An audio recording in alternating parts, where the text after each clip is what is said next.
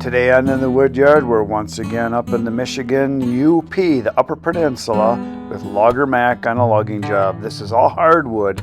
There's a bunch of ash, there's a bunch of maple, hard maple that is.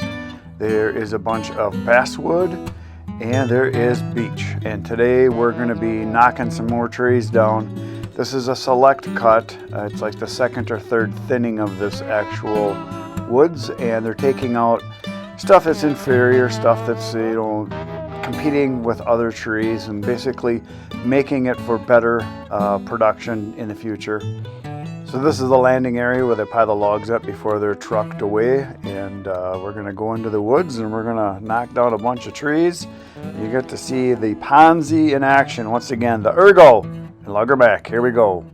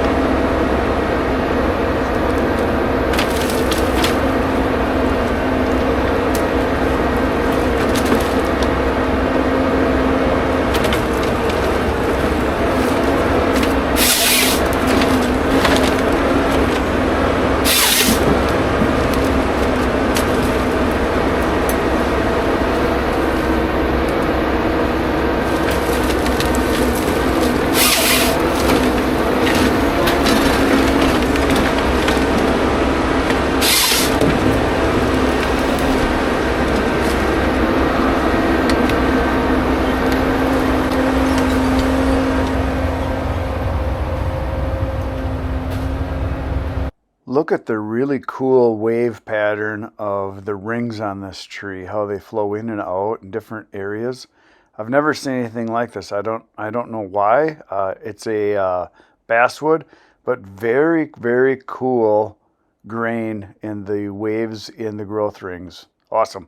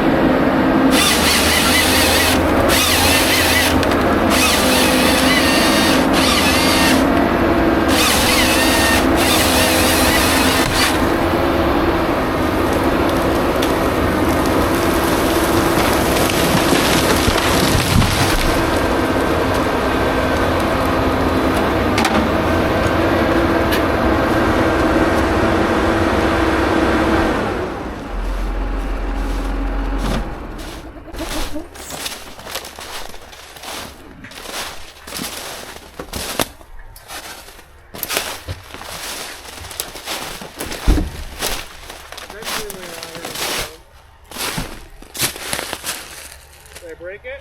Nope. Not even bent.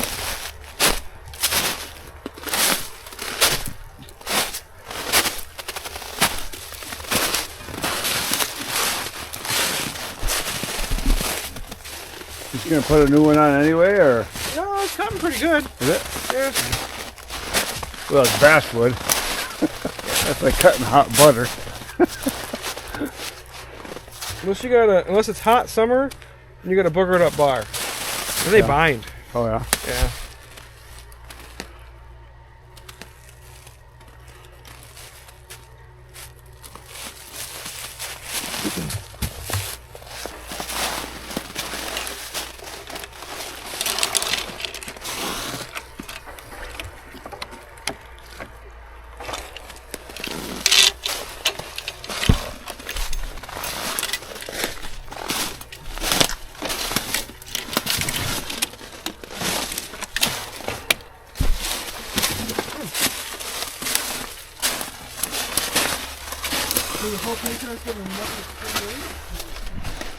What's that?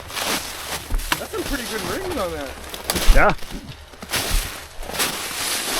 They were growing pretty fast. Yeah. Well, I thought this one over here, look at this one, it's really cool.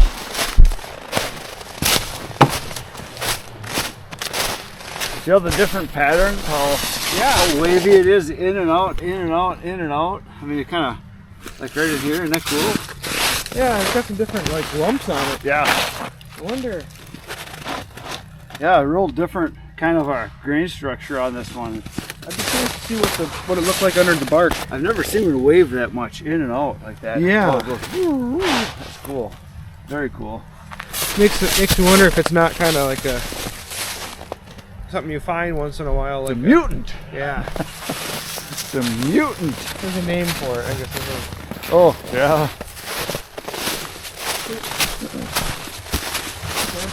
What's in this tree and why I'm going to cut it the way? Yeah. So, we're cutting for a log company. Yeah. And if it's over 14 inches in diameter, They can make wood it's out a of it. veneer. Yeah. I can cut a 10 out of it.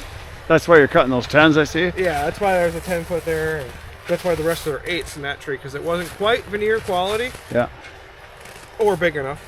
Yeah. So this one looks like there'll be 2 10s and then like an 8. That'll be the logs in this tree.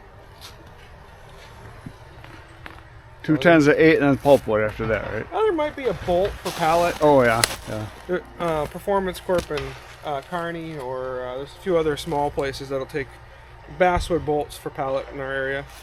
This looks like,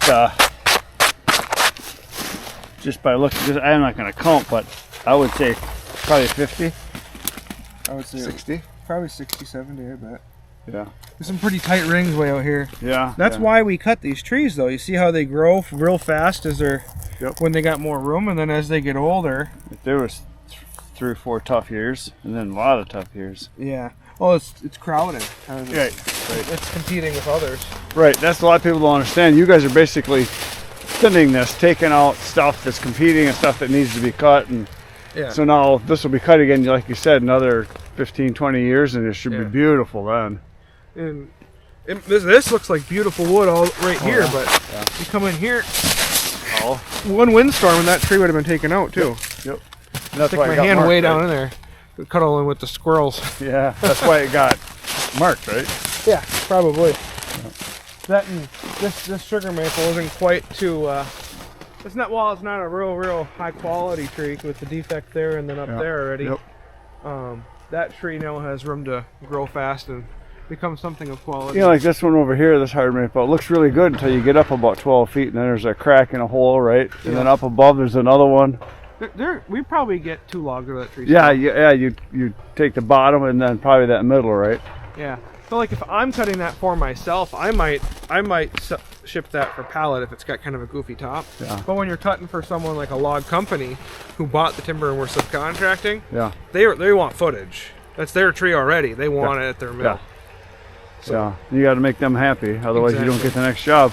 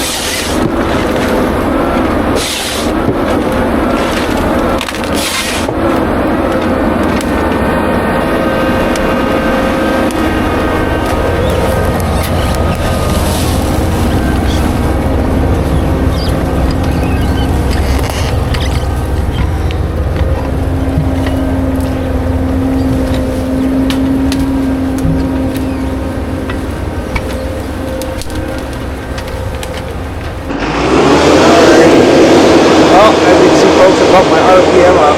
We're going to switch in here that keeps the RPM at a working level. So this is a little hard maple I'm cutting right now. It looks like it's going to have a pulp and then a lumberjack bolt in it. Bolt material is generally, when I say bolt, I mean like log that makes pallet lumber. Oh, and then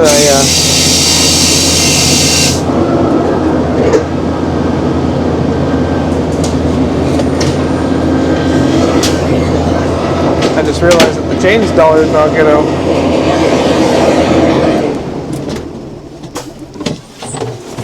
So we'll have to fix that. Apparently it's dull. I was cutting the basswood. It didn't matter. It didn't want to cut. Yeah, I saw that. Well, it must have nicked something when I cut them basswood low. Luckily I got just the fix for that. yeah. So when you sharpen chains that need sharpening, you just do them in big batches? Yeah, I try to do chains that are from the same batch and had the same amount of sharpenings on them. Okay. I just leave the grinder in the same setting. Yep. I'll grab 6 of them, grind one side, Yep. flip the grinder around, then grind the other 6. I try to do like a half dozen at a time. Yeah.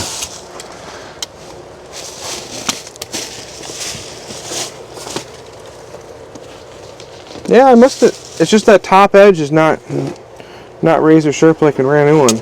Well, these 404 chains are quite different than standard chainsaw chains. They're not like cat claw sharp.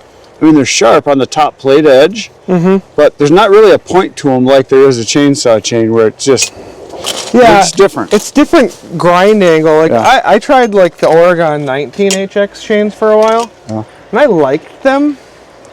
They're so much money. Yeah. You can't justify them over the cost of an Orbit chain. Yeah. And do you think, and I think this anyway, I think it's a harder steel to sharpen than a chainsaw chain, the 404s? I don't know. It seems to me like they're harder. I always use the carbide grindstone, so it's like... Well, if you're hand filing, you'll notice. I do anyway. I've tried. I think you get them hot, they temper. You can temper a chain too. Especially if you put them on a grinder, you can temper. You have to take only a little bit of material at a time. That new chain's pretty tight. Yeah. There. Did you ever put it on backwards? When I first started, I put one on backwards one time, and I cut 2 balsam trees, actually down and up. Yeah. I'm like, something really ain't right here. That was a new chain. I put a chainsaw chain on once. I think what it is, I flipped the bar or something, so I turned it around. You never flipped the chain. And I didn't flip the chain, so you go to cut, like, what is wrong? You know, it still cut through the balsam tree. Yeah, there's a lot of pressure and a lot of... you got a hydraulic cylinder. Yeah, I've also put gas and oil and forgot to put the caps on. You walk around, you got down your leg is oil running. That's why I one time I ran a steel chainsaw. Those caps are different. Yeah. I didn't have it seated right. Yeah. And I picked the saw up, I took 2 steps, I dumped the whole gas tank on my leg. Nice. My chaps. Nice. That was fun. That same day I ended up taking I felled the beech tree into a hemlock. I didn't realize there was a dead balsam tree in the hemlocks. And I'm bucking up this beech tree into 8-foot lengths. And I'm in the middle of a cut, and all of a sudden I was laying on the ground. A dead balsam come out of the... And it hit me dead square right here. Did you have a helmet on? Yeah, I did. Yeah. Thank goodness. And I was fine. Just a little sore the next day. Yeah. That was my one should have been looking up more. Yep, that happens. You learn those lessons every fast. tree you cut here, I'm looking up. Oh yeah. I'm looking for dead limbs. I'm looking for hangers. I'm looking. If I see the bad ones, like I pointed to the one. I saw that one. Yeah, yesterday. I figured you'd seen it, but better safe than sorry. No, yeah, absolutely. I'd rather walk out of here than be carried out. Yeah. Before we start hand cutting the big trees today too, I want to put one of our trucks out in the front, because if we're dropping trees over the road, I always try to keep a truck accessible. Yep. If something were to happen. Right. And not that you can't get the tree cleaned up, but if someone gets hurt, you got to get out right now. Yeah. Yeah, absolutely. A couple minutes can mean a matter of life and death. Yep. So we're very cautious. We wear PP when we're hand cutting. Slow is fast, and fast is usually slow. Yeah. Exactly. Slow and steady wins the race every time. Yep. Another good way to put that is, my dad always says, when the mind is weak, the body suffers. Exactly. That's a good one. I always say that. And when your body gets really sore is when you get hurt. Yeah. You get tired, that's when you get hurt. Mm-hmm. That's why when I'm cutting, if I cut a lot of, tanks in a day, I can tell when I start losing my balance a little bit, like my arms start to hurt, it's time to quit. Yep. It's worse as you get older too.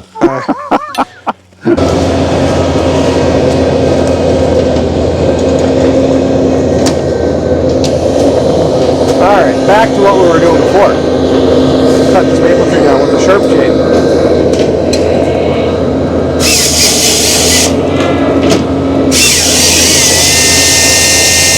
There's one dense tree.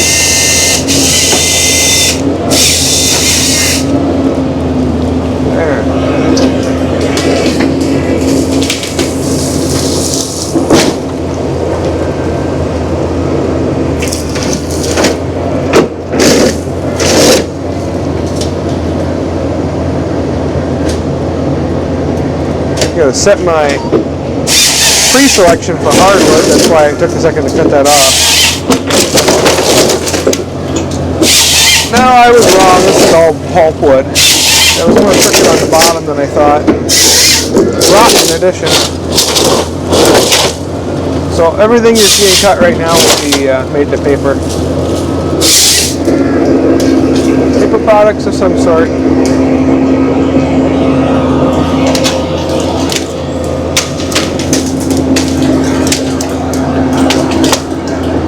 Now if you notice, I hug every single one of these before I cut them down.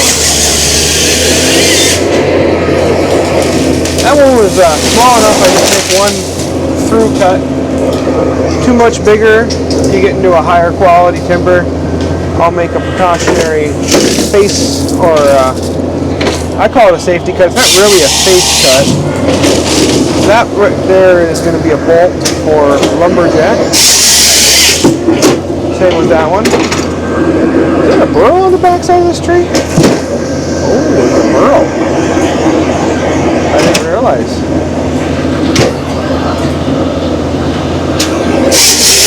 That's going home with me.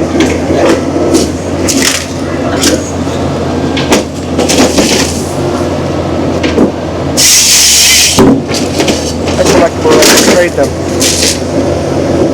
for different things.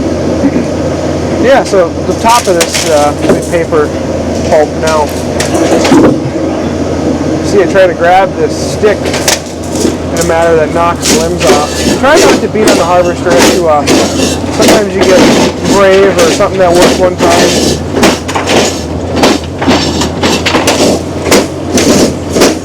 Man, oh man.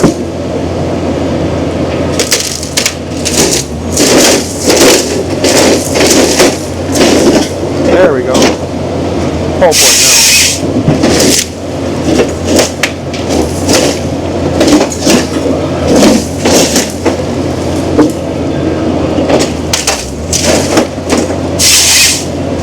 See, I saw that limb off in a manner that took on the truck good. And I can get 2 sticks out of this guy.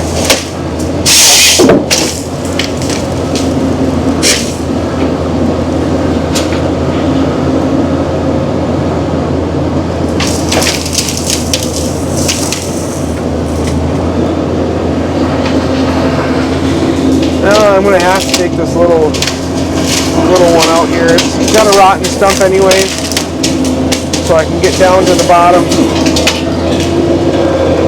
That's what I'm making the trail here. Got a stick coming around the track that's going to try to take the hose though. Got to back up. Get that stick flattened down.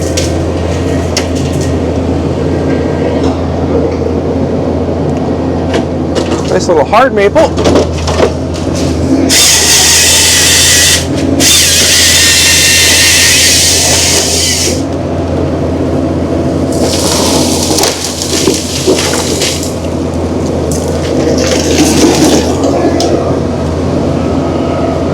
Hard maples are a pretty dense tree.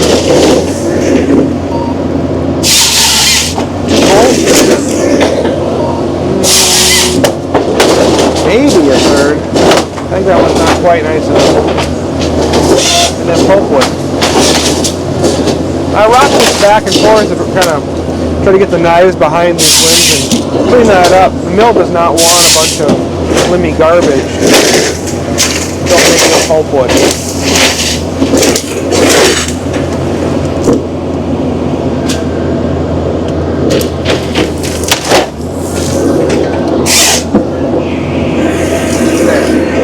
Sometimes it's easier just to snip them off and then just try to beat the stick off with the harvester head.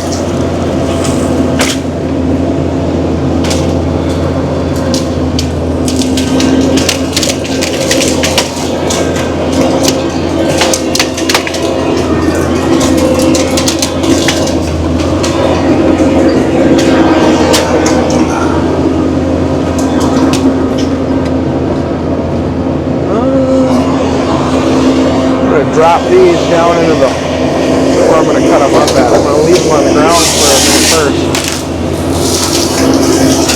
Chris is standing on a trail right now that I'm going to try to leave open for four-wheeler access for gentlemen that hunts on this state land.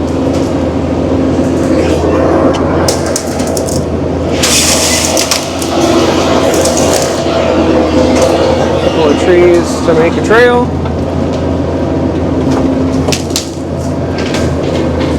Hardwood trees down this edge are a lot more limby, or as I always say, kind of pulpy. Nastier timber makes pulpwood.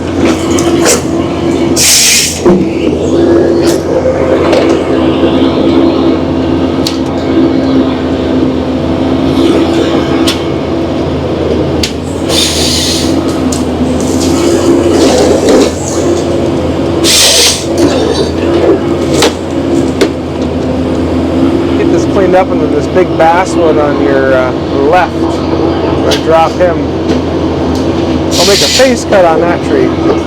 So when a tree is bigger like that, and has especially when it has a log quality piece in it, like this one does, I'll make a face cut, or I call it safety cut because it's not really opening up the face. So try to usually cut depending on how nice the stump is. If it's log quality, try to snip about half of it. If it's really, really nasty and rotten, sometimes you can't do quite that. You gotta leave more.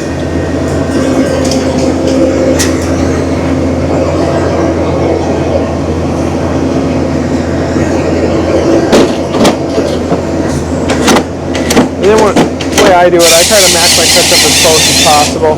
But when you're making your back cut, higher is better than lower, generally speaking.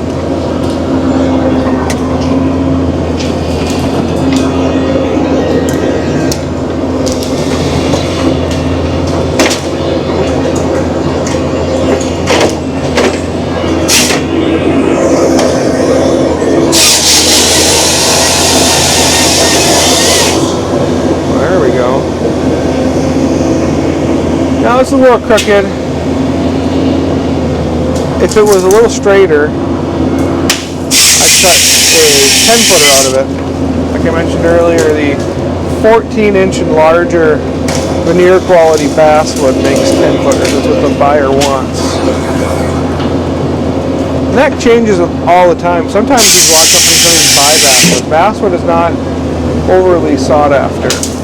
This is nice piece now. I might cut a 10 out of that. Diameter sensor says this is 18-inch stick.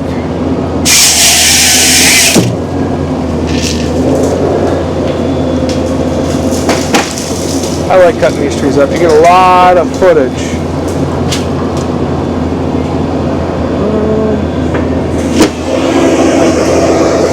One more 10-footer in that tree. Push that up. I try to brace the bigger sticks too on something.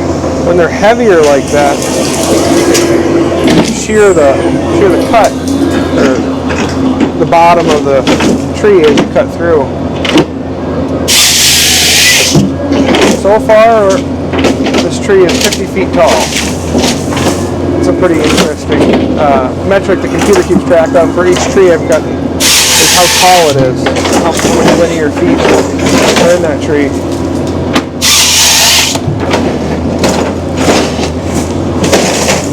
Right there is 72 feet. Right there is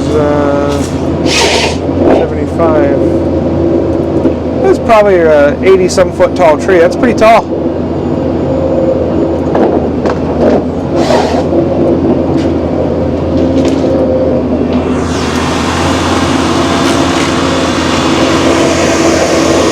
Stick up a little more. It's the mill don't want that.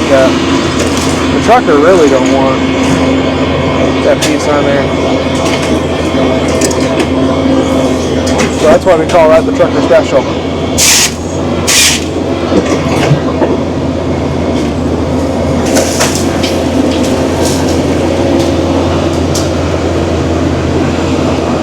Alright, can't tell if that's going to be a red tree or it's orange.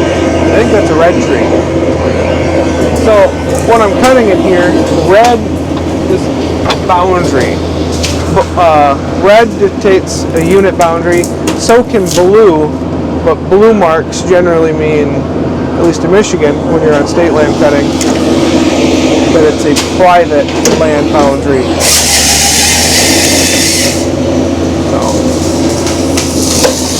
That tree on the right, that little popple, is a boundary tree. I won't be cutting it.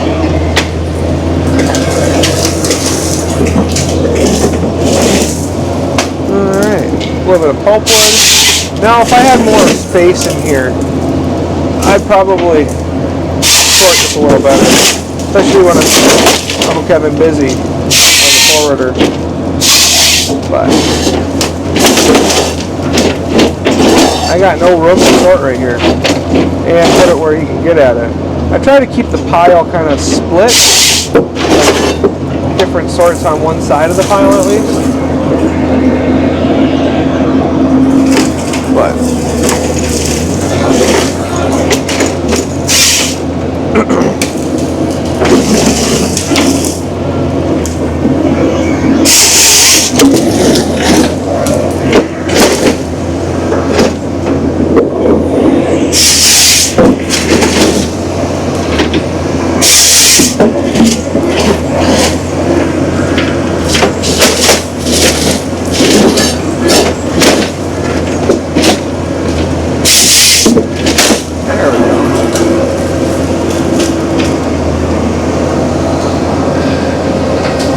I got one more basswood here.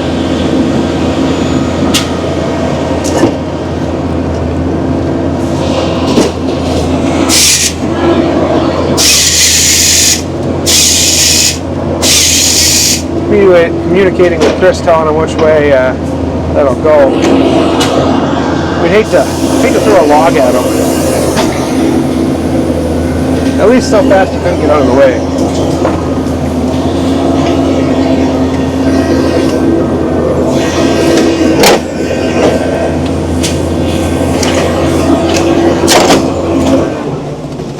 Remember that specialty wrench I mentioned earlier? That's it, huh? I get to show you why I made it. Nice. I could smell it before I saw it. Yeah? Hydraulic fluid. It's like, I smell hydraulic fluid. And then it started gushing. I had a feeling that would happen today. About every 4 weeks I got to do that fitting. Nice. I think it's in part because of my rotator. So that's it. I'm the only person in the Midwest that's running this rotator. Oh yeah? And it's 8 inches taller than what was factory. So this spring I might lengthen my wiring in my hoses, and I'd like that hose from the boom tip to the head to be about 1 foot longer. Yeah. It would put a little less stress on the system. How many gallon hydraulic tank do you have? I think it's 55, 60. Oh, so if you lose a gallon, it's no big deal? No. 6-7 gallons low is when the computer will start yelling at me. Yeah. And I mean, if you're only 6-7 gallons low running, it ain't gonna hurt it. I notice on hills it will start to yell at me too. Yeah, if a guy wouldn't have breakdowns, you could actually get some work done. What's work? Well, productive. That's what I mean. There it is. That's your special wrench? Yeah, so I can slip it in there. I don't have to take the other hoses off and lose more oil. Yeah. And then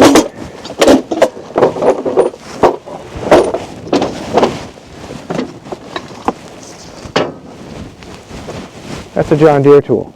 Oh yeah? I thought you had to have an 8-pounder for John Deere or 10-pounder. Well, that's for the little John Deere tractor. Oh, okay. I tease. Yeah, just the right breeze. It came right in my face. Like, I got it. And then I saw you pull back. That's pretty. It's like you're going to the moon or something here. Yeah, see? Oh yeah. So I gotta take it off and put a new O-ring in it. Oh, that's what it is. Yeah, it's my kit right there is my O-rings. Oh. So what I gotta do is slide this up out of the way. Oh, apparently I broke it. Oh no. My logger tool came off. Oh, zip tie. You got a zip tie? Tell you what, on a hose wrap, zip ties are my best friend. Yeah? I love them. I see you got a big one up there at the top. A couple of them. Yeah, it just kind of keeps them in place and sliding, I suppose.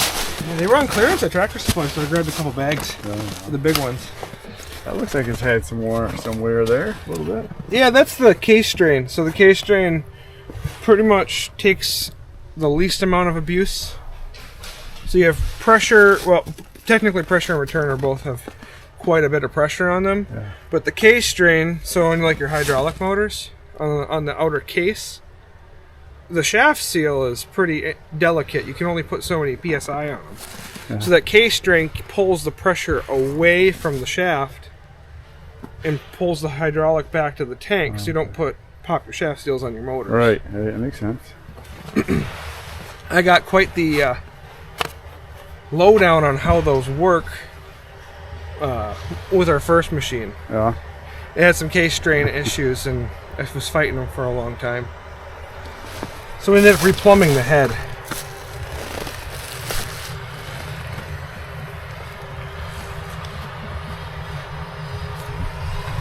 That one's catching up to you here. Made a very fast kid. No. I mean, he don't mess around. I can see. He just gives her. We work 7 days a week, you know. Yeah. I try not to work on Sundays personally. Yeah. I need one day.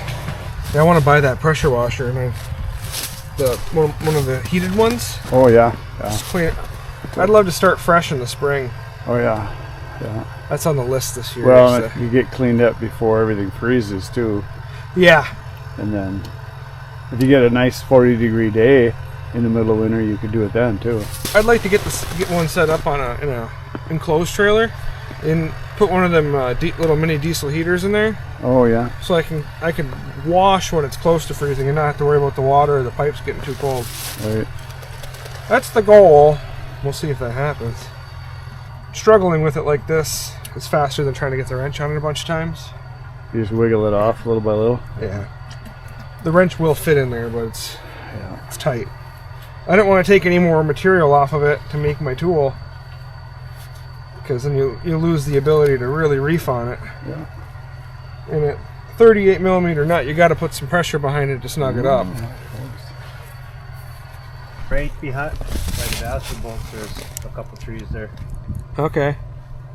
Did you move the saw from yesterday? The bolts, the basswood saw logs. Yeah. Right. 15 yards. The big one there? Huh? The big tree that's over there? No. That little valley there, you didn't go down it yet. There's a few marked trees right there. Oh. Yeah. Ground onions all morning. Yeah. I thought that was just for John Deere. Hey, no. You're not supposed to record that. You gotta edit that.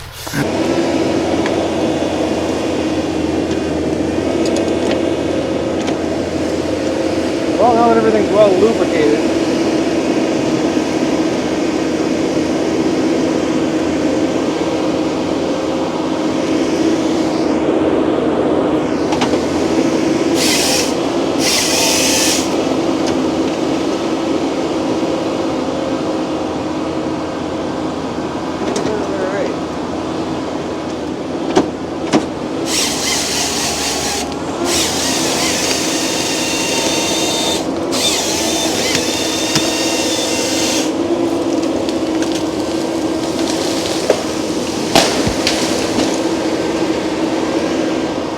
Do it. It's the only place it could go. Put the head on that, pick it up, sit it on the butt, and clean it up. Make it nice and flush.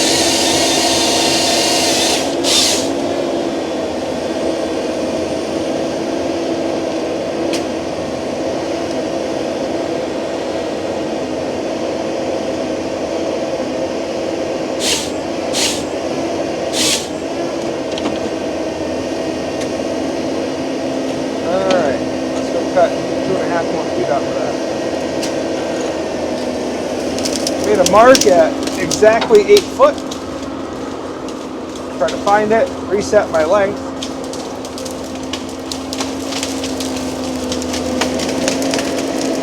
See if I can see it or roll the tree.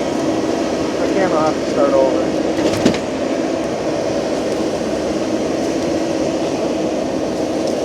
Can't see that from here, I'll have to start over. Oh well. Reset my length on my saw. We're going to go 10-foot log on this one.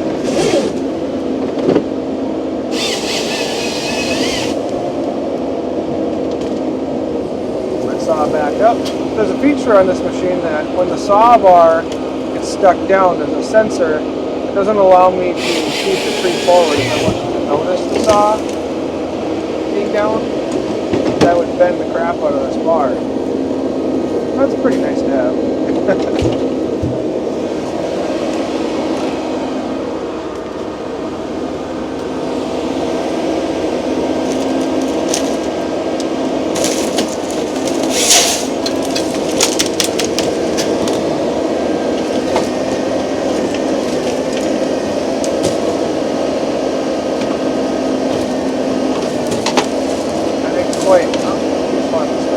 Caught up the top. There we go. Get that bottom knife underneath the log. Reset. And cut.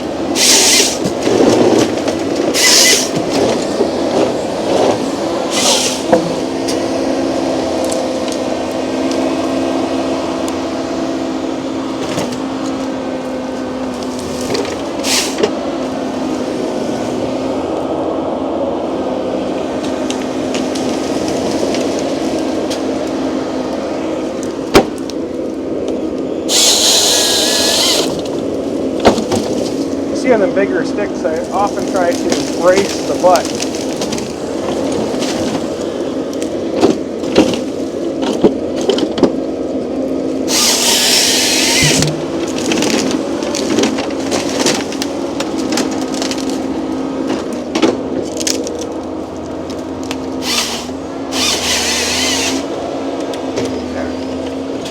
We call that a flush cut. I just make a relief cut so that pops right off without beating on the harvester too much.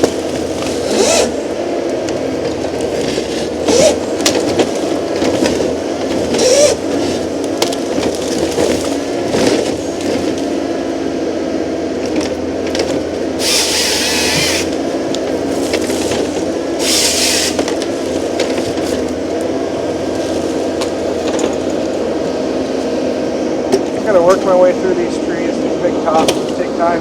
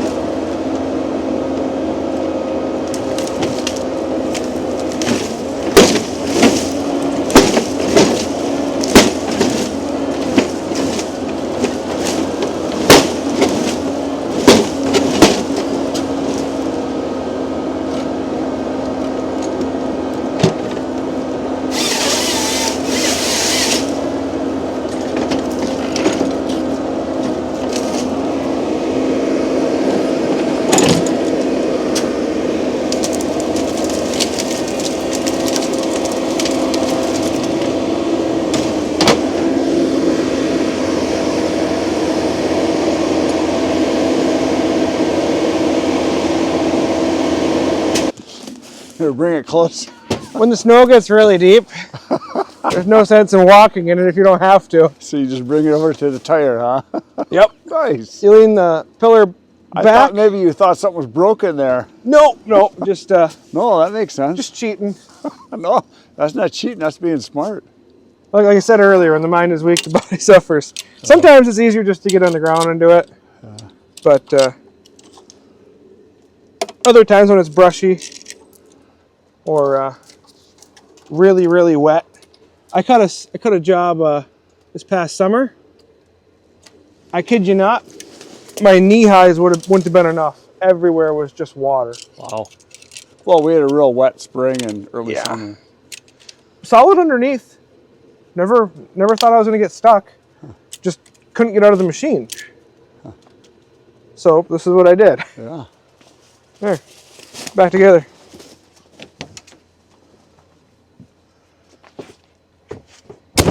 Don't forget your Union 5 seconds of coffee.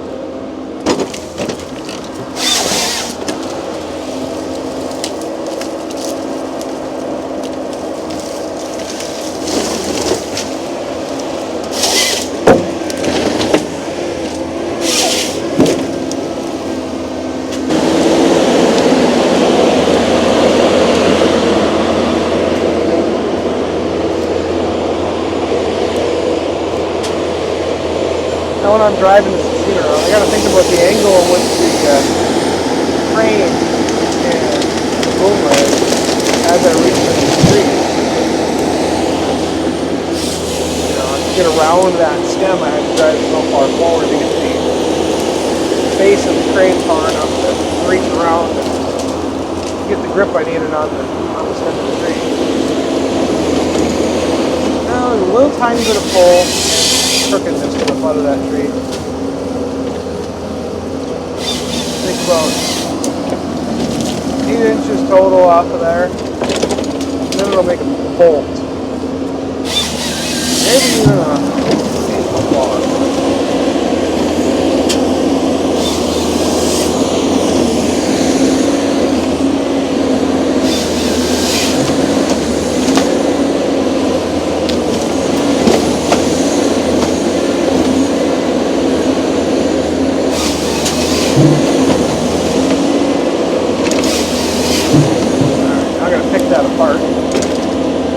I always say cut the presentable thing first, so that limb itself presented itself in a fashion that it made sense to cut it first. As I roll this top around, it might not get something that looks like more fun than that, like beat the crap out of it a different way or something, you know.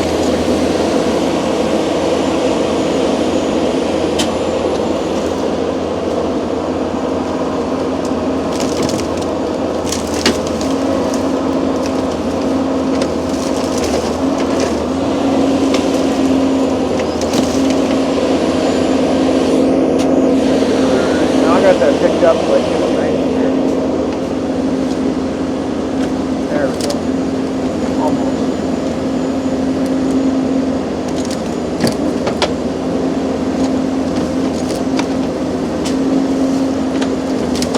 Oh, come on.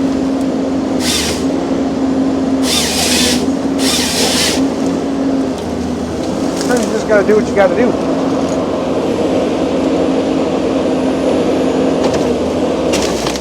The best way to get that stuck straight done is too much trouble to cost too much money and time to continue to deal with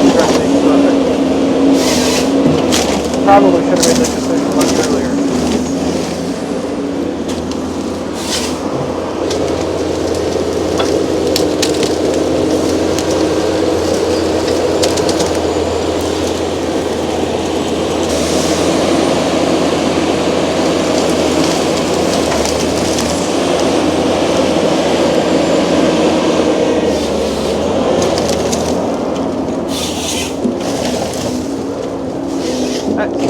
That stick, that whole tree was just pulpwood. That's all it was good for. Actually, these next few trees, that's all they really have in them is pulpwood. Sadly, the higher quality stuff, you know, bolt, log, they're going to be more valuable. You know, nicer timber is harder to find than, you know, junky pulpwood. Don't get me wrong, I actually enjoy cutting pulpwood.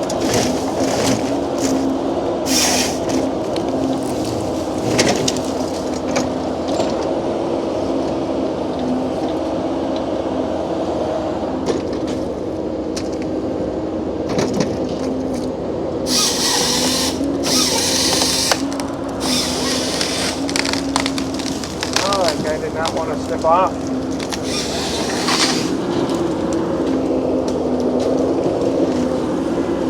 Luckily, it's just pulpwood. One of the many reasons I like cutting pulpwood.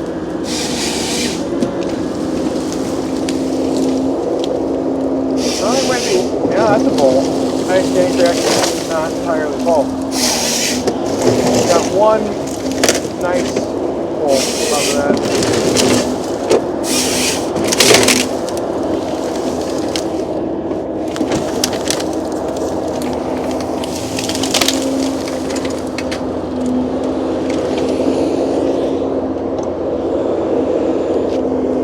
Oh no, this piece backfoot is figure out where I want to put them. Right? Back up and then drop it.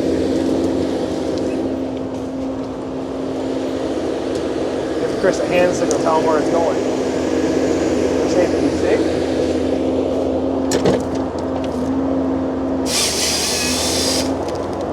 Sure, it goes there. Watch it top as I cut it.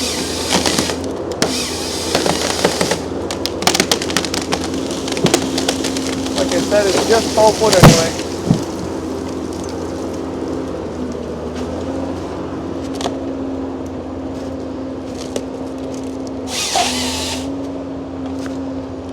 My bar stuck in my trim cut.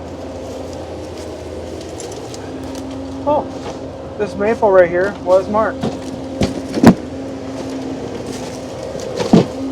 I didn't see the paint on it. It was directly behind this basswood for me the whole while.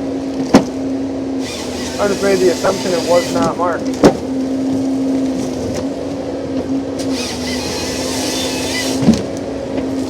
Double sticks. I'm not sure that these oils are making the pulp mill, honestly.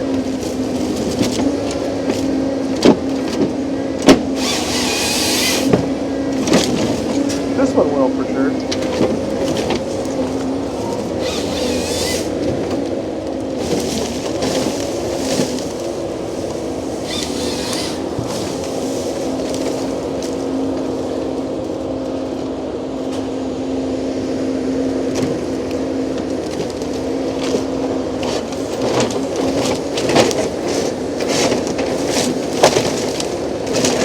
I like when they pop off like that.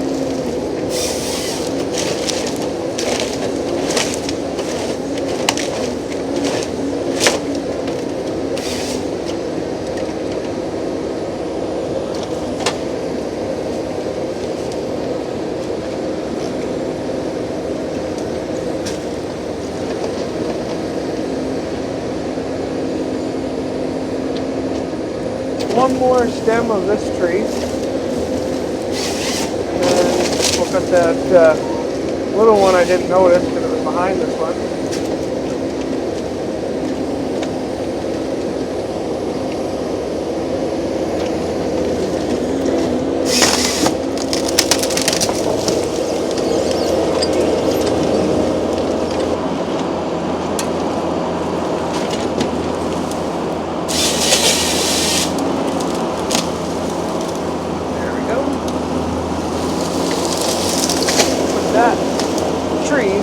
ones I've been working up already. One nice pile.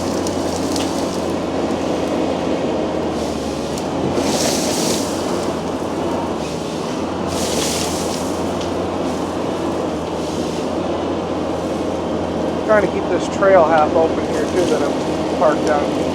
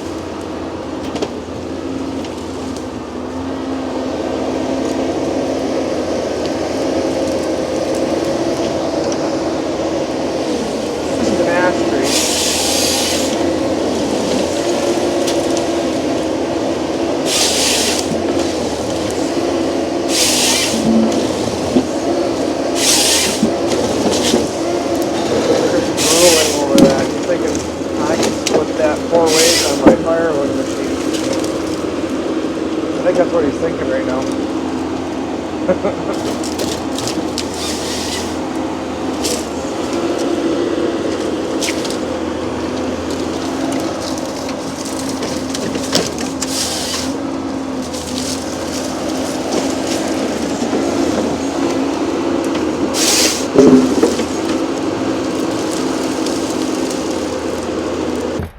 This is, if you look at here, this is proper carnage. So this rotten one here, this basswood, just broke all right in half, didn't it? Yeah, I don't know. That might just actually stay right there. Yeah. That's why I kept it separate. Yeah, so that's, you can't even hardly even make pulpwood out of that, can you? No, don't make good fiber. It was too far gone. Yeah. Huh. What causes that lightning strike, or just gets diseased, or bugs, or just got a rotten spot? Honestly, I couldn't tell you. Because it's all the way up and down. Yeah. Basswoods aren't exactly the sturdiest, hardest tree there is either. It's pretty soft. No, they make a pretty tree in the hardwoods, but yeah. They're not even highly sought after for their lumber or anything. I know. Isn't a lot of it used for pallets? Some of it, like the 8-footers are pallets, but the 10-footers, I'm not sure exactly what they're doing. If they're doing basswood plywood or something along those lines.